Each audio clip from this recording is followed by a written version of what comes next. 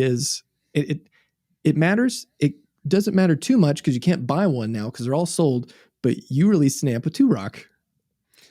Yeah. We did. So, I mean, it's so exciting and amazing. Like I remember like hearing. I mean, I saw the prototype. Yeah. Or one of them way back when, and when I knew it was coming, I was almost like, I feel like I should buy one. But then I was like, you know what? Just let him go, be out there in the world. But like, tell us about that journey a little bit of creating, this monster of a tremolo amplifier. Yeah. Well, so I was playing on a record for Rita Coolidge back in 2016, I think 2016 or 2017.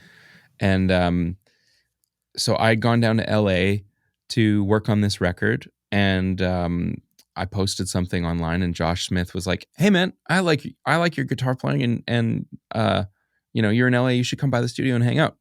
So I went and hung out with him, and I plugged into his TS1 and just kind of was floored by the TS1. And his TS1 was like, it had no master volume, which is insane. Oh, Jesus. Yeah. Man, too loud for me. Wow. Yeah, I'm not, I don't have the nuts to play that loud. But he had replaced the master volume with a reverb sort of circuit. Okay. And so I called Eli or Josh had connected me with Eli from 2-Rock, because I was like, man, I got to get one of these, and I can't afford one, so maybe I can finagle a bit of a deal out of them. And so I called Eli, and we got on the phone and we talked for, you know how it is when you meet somebody and you connect with them, and it's like you and me are the same way. You just get on the phone and you start talking, and you know.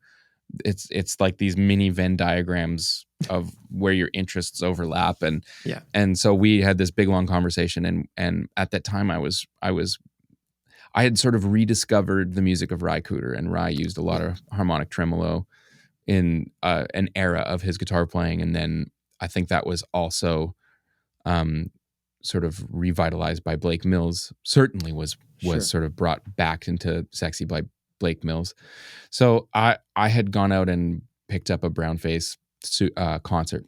Yeah. And actually I had a Brownface Super that I was borrowing, back in the early aughts, and kind of, anyway, so I reconnected with the Brownface circuit and kind of fell in love with it. And Eli and I had started to bond over that, because when I called him, he said, like, what are you using right now? And I said, well, I'm using these Brownface amps, and I'm really into them.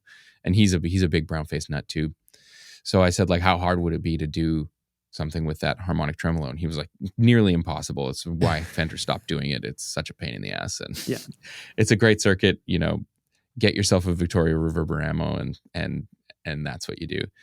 But the seed was kind of planted, and he couldn't stop thinking about it. And I think he wound up building like a couple of one-off, like little, I don't know, maybe I'm not even supposed to talk about it, but like little Princetons with harmonic tremolo for famous people. Oh my gosh. And so I think that he kind of got into that. Those are not available. Don't email them, and don't tell 2-Rock I said that. I don't know. I'm probably in a whole bunch of trouble now. No, it's fine. Yeah, we'll edit it out. Just kidding. So yeah, we kind of talked on, and I ended up getting a Bloomfield Drive, which was kind of the TS1 with reverb, sort of vibe, and he voiced it a little closer to a TS1. And yeah, like somewhere around 2020, he was like, yeah, so I think I want to do this tremolo amp, and just kind of want to get your thoughts on it. And it's like, wow, I mean, I think that would be very cool. And he sort of said, well, how would you feel about putting your name on it? And was like, yeah, I'm very, very, very, very interested in that. And, he only wanted to do a limited run, which I think is kind of perfect, because, everybody's tastes are going to change. And my hesitation always with a signature guitar, signature amp, has been like, I'm not going to play the same thing for the rest of my life. Right. And so I much prefer the idea of it being a collaboration, and something that's like, this is something we worked on together, but this is not, this, I'm going to plug into my old Deluxe. I'm going to Sure. plug into other things too. So that really appealed to me. But I mean, when I got the final prototype, it was like, well, if there's any one thing that I probably will use for sort of time infinitum, it's probably this thing.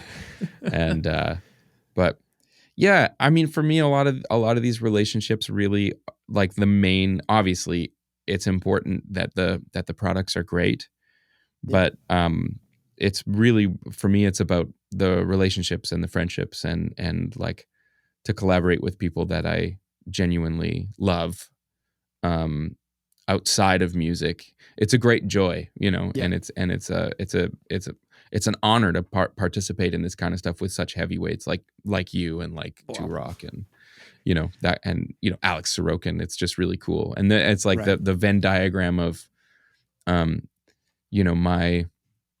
my love and deep interest for music and guitar playing and stuff sort of overlaps with people's love to make cool shit.